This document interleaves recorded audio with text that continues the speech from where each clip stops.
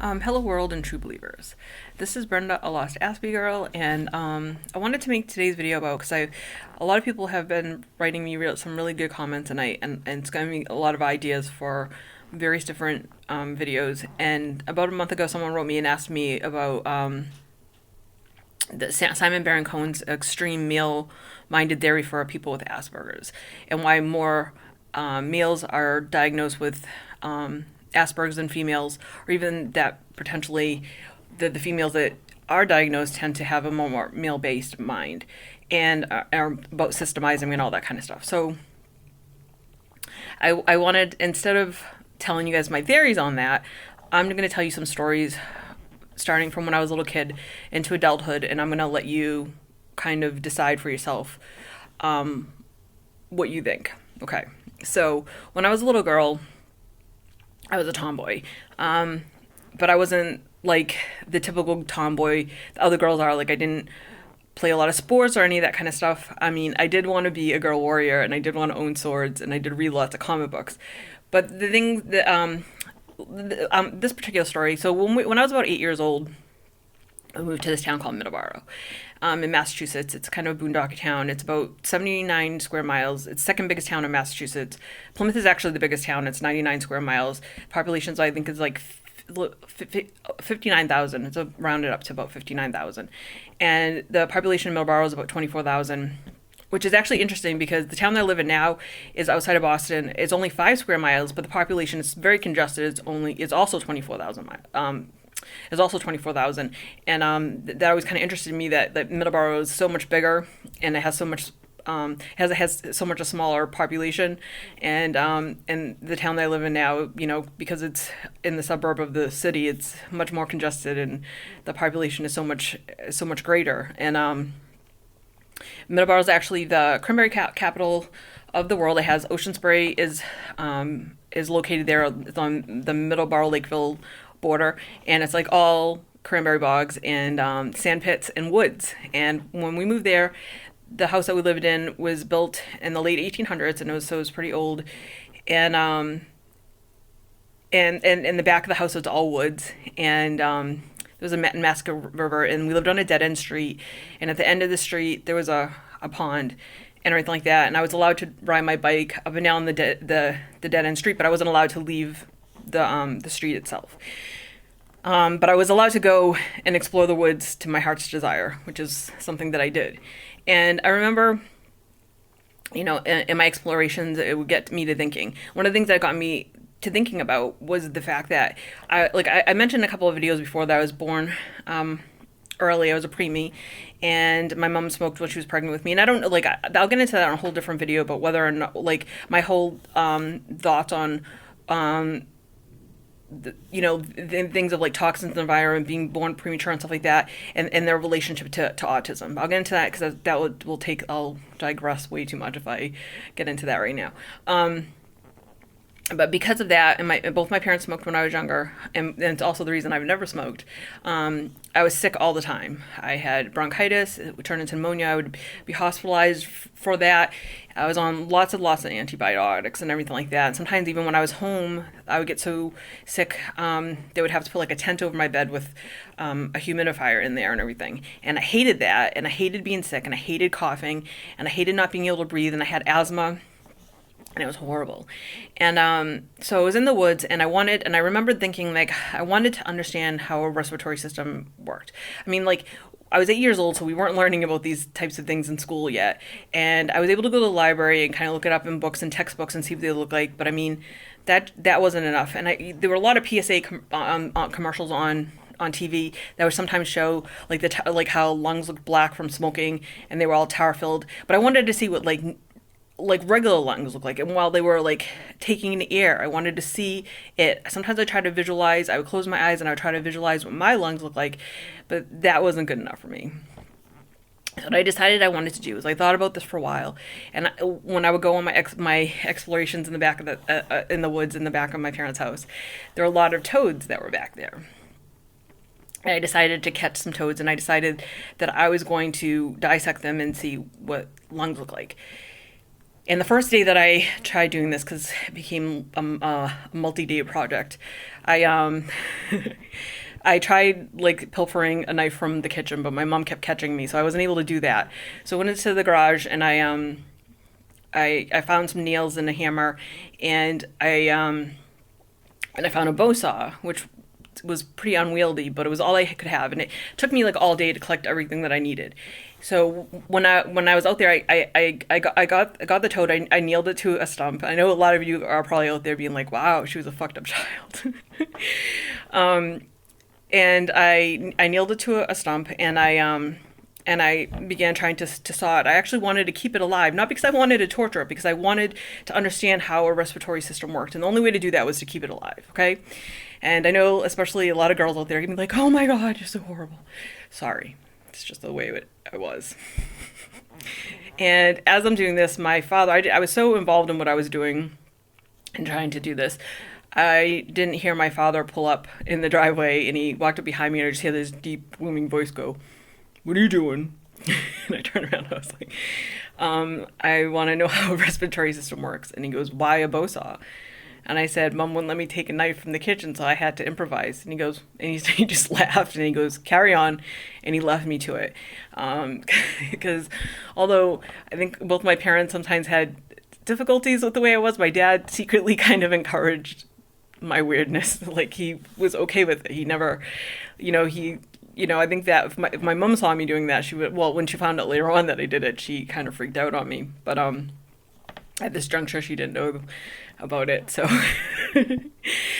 so over the next few days, I was able to pilfer like a better knife. Like I was able to get an X-Acto knife, and I stole some tweezers from my mom and everything like that. And I was able to complete my operation and open the the toad up well enough so that it didn't die, and I was actually able to watch the lungs like take in air and see how that worked, and it was very fascinating to me. I could actually see the little heart and everything. So I was actually well versed in dissecting before I got to school, and you had to try it then. And after this, I actually wanted to try it out on different things. Nothing bad or anything. I did it on 2 garden snakes and various different types of bugs. So that's how it was with that. I also had like whenever like, I love to read. I was a voracious reader, and I was always like having books. I would fill like a backpack of books. I like to go in the forest all the time. My sister was like my shadow. She always wanted to go where I was, and that was difficult for me. So I used to have to find creative ways of getting rid of her. One of the things that I found is she was afraid of heights. So I would get a backpack full of books, and I would climb a tree, and that usually would help me to kind of avoid her if I needed to. One time she actually tried climbing a tree after me, and she actually fell out, and that made me feel really bad because she really hurt herself. But that's a story for another time. So, and the other thing that I would do, like we owned chickens when I was little, and I had this theory, like it really bothered me that chickens couldn't fly because they seemed to have the appropriate wingspan, and I would watch the birds in the trees and how the mama birds would push the baby birds out and they would fly, and so I had this theory that that maybe if we took the chickens up to the second floor window and we pushed them out of the window, that it would give them the proper trajectory and the height that required for them to actually fly. And and so I talked my sister and brother into putting on winter jackets in the summer, and we filled them with chickens. We stuffed them with chickens. My mom, I don't even know how we didn't get caught doing this, and we brought them out the second floor and we tried doing that. Don't worry, none of them got hurt or anything, but and that's how I learned that chicken, it didn't matter. Chickens were flightless birds, and that was the end of that, and but that was the start of my life of wanting to do like experiments and figure things out. Later on, I started doing research and stuff like that, but when I was a kid and I would go to the library and it didn't have the information that I needed or wanted just from the library, because when I was a kid, we didn't have the internet. I would get frustrated, and so I try to find alternative ways to get my questions answered. And you think that I would go ask an adult. I think that's what most kids do. That's not how I worked. I wanted to figure these things out for myself. And I would do things like that. And I was also around this age when I started, like I said, I read a lot of books. I would read anything from doing research to sci-fi and fantasy and comic books. One of my favorite comic books back then when I was little was Wonder Woman, and my whole thing too is like a lot of times I didn't want to just read the comic books about them. I wanted to find out everything about them, the mythology and all that kind of stuff. Like I found out from from the whole Wonder Woman, reading about Wonder Woman. I went and I did a research on the guy that actually wrote her and found out his name was Charles Millant Marston, and maybe it's Marston Millant, and he had a pen name which was William Millant, and he's actually the creator of the lie detector machine, and he actually wrote Wonder Woman because he was a psychologist, and from the experiments that he conducted using the lie detector machine, he felt that women were actually much more honest than men were, and they had more integrity, and there was comic books about Superman, and he felt they kind of wanted to champion the female cause, and so he decided that he wanted to write Wonder Woman to show the world that women were just as strong and able to fight crime as men, but would do it if they were crime fighters, they would do it in a different way, and that's why she had the lasso of truth, and instead of trying to use violence to catch criminals, she actually would subdue them, and I always thought that was very interesting. One of my other favorite comic books was Red Sonja, and I actually loved that movie when I was a little kid, and I always liked the idea of her that the only man that could have her had to beat her in a fair fight. So like I was obsessed with that, and I wanted to own swords, and I do now. I actually have a full sword collection. I have a Celtic broadsword, Celtic battle ready broadsword. I have a Celtic short sword. Wow. And I also have 2 katanas, I have several daggers, and a few other swords that I actually at my parents' house. I had a bunch in my car trunk, but I got into an accident a few years ago, and I junked that car, and I haven't gotten a new one, and actually lost all the swords that were in the trunk. People just always say to me, they're like, "Aren't you worried that if you get stopped by cops, that you're gonna get arrested?" I'm like, "They're swords. Like, they're not. Well, how am I really going out and killing people with swords? That's crazy talk." So there's that, and then so that's how I was when I was a little kid. So I was always conducting weird little experiments like that. And then I remember when I was 12, I also started watching a lot of different types of movies, and some of my favorite movies were like, I don't know, like Warriors was one of my favorite movies. I'm always like quoting Warriors. I'm always like, Warriors, come out and play. Or I'm always like, can you dig it? Because I have a weird sense of humor. Most people don't even get it, and I laugh at the weirdest things.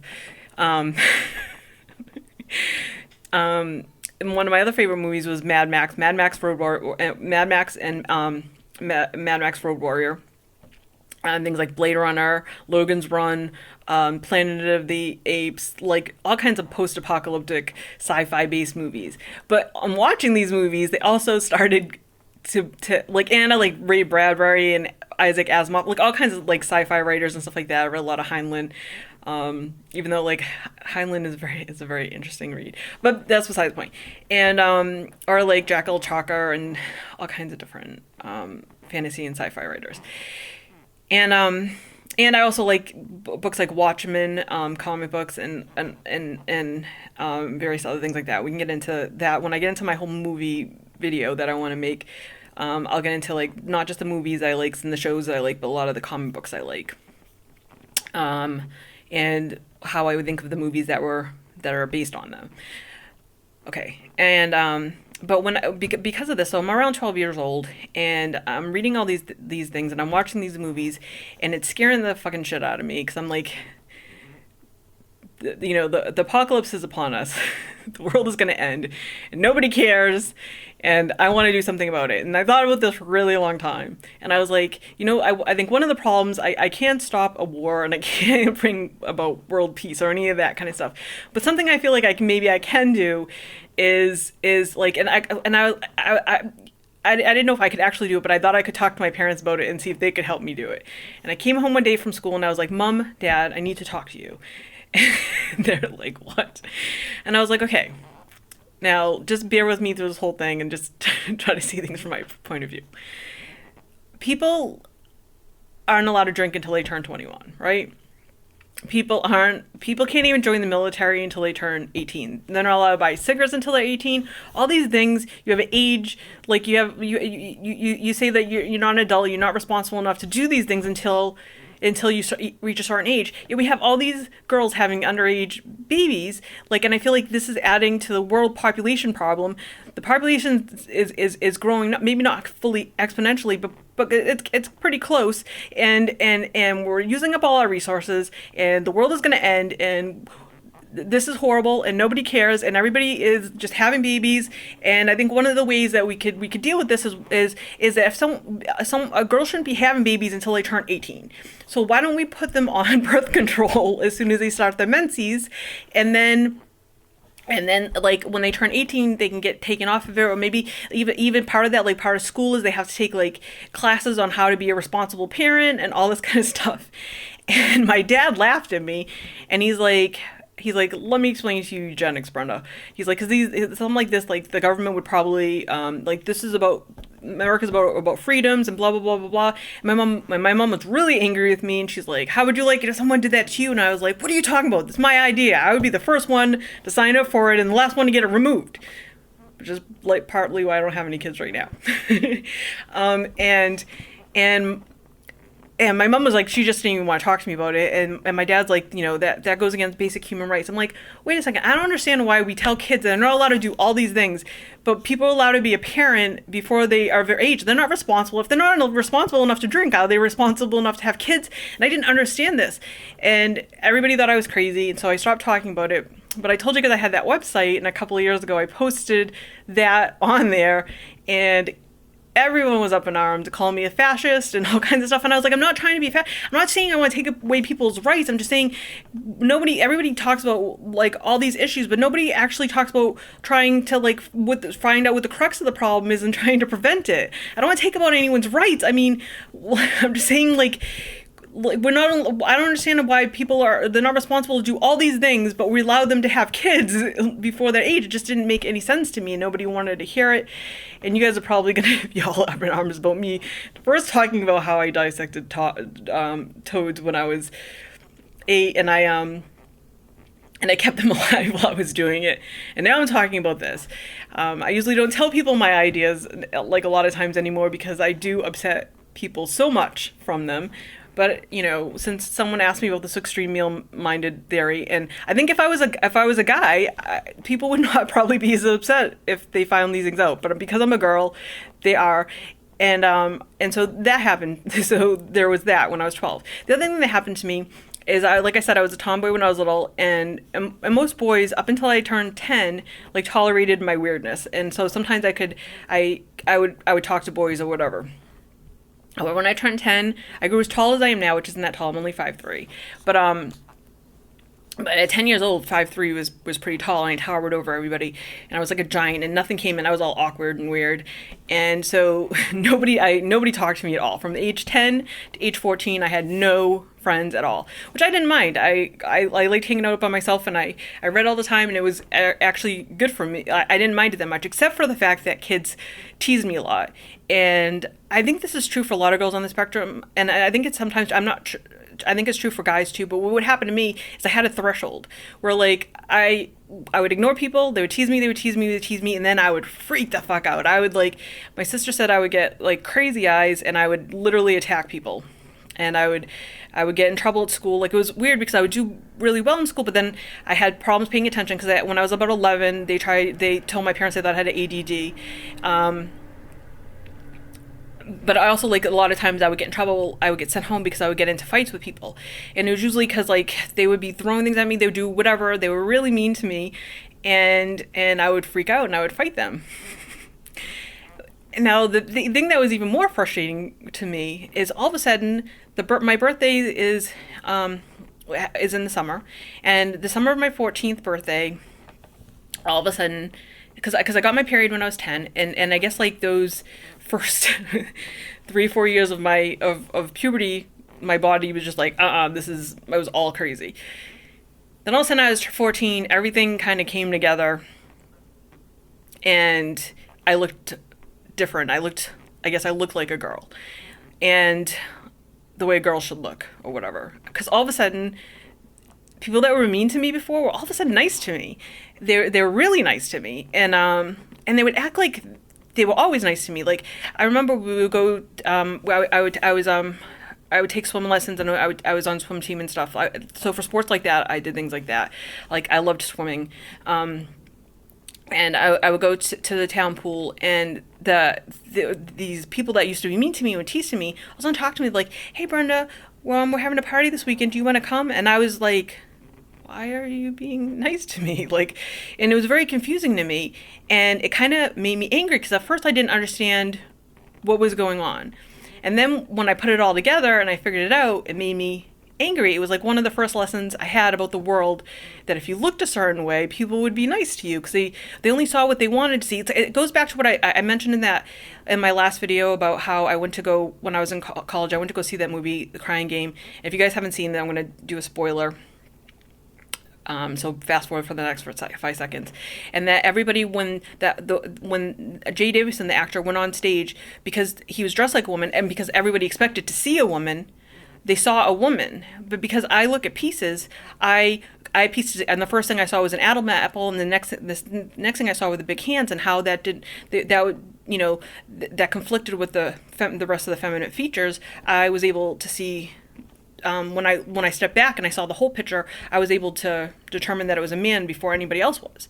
And I think that is how I conduct most of my life, is that I see the pieces, and then I can back up and see the bigger picture. And that's what I realized. Like, so I learned this lesson back then, that if I looked a certain way, people weren't going to be mean to me. And that people would see what they expect to see and not what was there. It was like almost like I was a new person. Like, they didn't remember I was this person I was before, and it was like I was a new person in school, and they didn't even know I was that other person that I was. And that made me feel a little bit angry and frustrated. But also, like, someone on here wrote to me about their daughter, and how when she goes to school, how it's like she plays this role, and it's like armor. When she comes home, she takes it off, and that's kind of how high school was for me. I wore this camouflage. Another person talks about how we have to kind of, those of us on the spectrum, when it comes to dealing with the neurosocial brain, we kind of have to we have to live a lie. We have to pretend a lot of times we aren't who we really are, to make other people more comfortable, and it's very frustrating. And I realized this through high school, and that was my high school career. And I remember when I got into college, I was like, I'm not going to do this anymore. I'm just going to be who I am. But then I realized that made life very difficult for me. And when I had my career and stuff like that, my first job, I still was who I was. But when I talk about the job that I was in corporate, I started pretending I started doing the whole camouflage thing. And I think that's why I was exhausted all the time. And when I got put on disability, I was like, I'm not gonna pretend I'm something I'm not anymore, to make other people more comfortable. And that's when people all of a sudden started saying to me, like, do you have ASD? Or do you have Asperger's? Are you neural atypical? Because I wasn't trying to be someone I'm not anymore, to make other people be comfortable around me. So there's all of that, but also because even before any of that started happening, while I was at my job, I had always thought that inside my head, like when I was a little girl, I didn't like being a girl.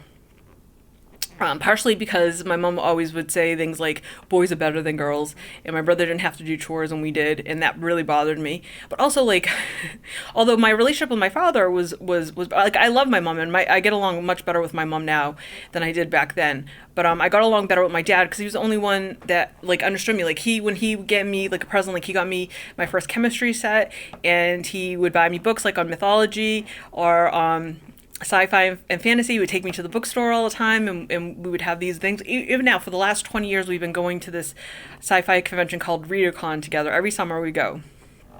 And so he always understood that part of me. But I always knew that, like, I thought differently than everybody else. Like, even when I was a little kid, I used to tell my parents all the time that I thought that I was like the only because I realized I thought differently, especially than my sister and brother. The rest of my cousins, they were all female. I made them comfortable back then. I still make them I made them uncomfortable back then. I still make them uncomfortable to this day, to the point where they don't invite me to things. They never want to talk about it. They always make, like, if it gets brought up or whatever, they're like, oh, it's blah blah blah, and I'm like, I don't care. Like, just say, we make each other feel uncomfortable. Fuck it, I don't care, whatever. But so I always knew that I thought different, and I thought, like, when I was a kid, and because you're a kid and your mind goes in, and you come to maybe like extreme like conclusions for these things, and like the only logical conclusion I could come up with was, initially I thought I was an alien, but then, like, when my mom convinced me that I was really her child, then I had this theory that the Fae of the Celtic mythology really existed, and that they actually, like, the magic that people thought that they had, it wasn't really magic, it's just that they had organic technology, and the Twilight Forest that people would talk about was actually a spaceship. It was organic technology, and they came to this earth, and when people, like, they had, like, shielding, and when people walked through the shielding, they would go in, they would actually be in their ship, and it would be this Twilight Forest. And I thought that, like, they came to Earth to, like, try to help humans, because they saw the patterns, and they saw the potential for an apocalypse, and they wanted to prevent this from happening, but the humans wouldn't listen to them. So what they did is they went and procreated with a bunch of them, knowing that eventually their progeny would be needed, and then the progeny would rise up. See, that sounds very delusional, I understand. But I believed this when I was a little girl, and of course, like, as I got older, I realized that like wasn't true. But for a really long time, I was convinced that was what it was, and I would tell them that I was like, I'm not from this world, and I had all these theories. And my dad would tease me, and he was like, yeah, you're an alien. When you were a baby, we cut off your antennae, whatever.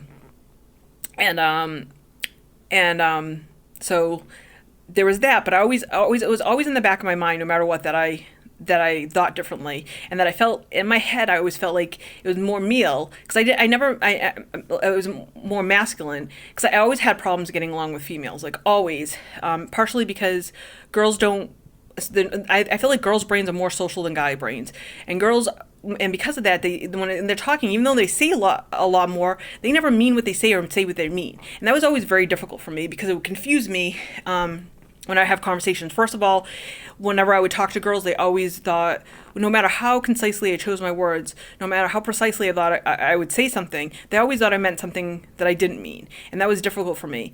And the thing that would happen with them is that, because I was so literal, they would say things to me, and I would always think I would only take what they said at face value, and they would mean all these other things, and that would lead to all kinds of misunderstandings, and that was always very difficult for me. And so I tended to get along better with guys, but usually not all guys, because some guys have very social brains as well.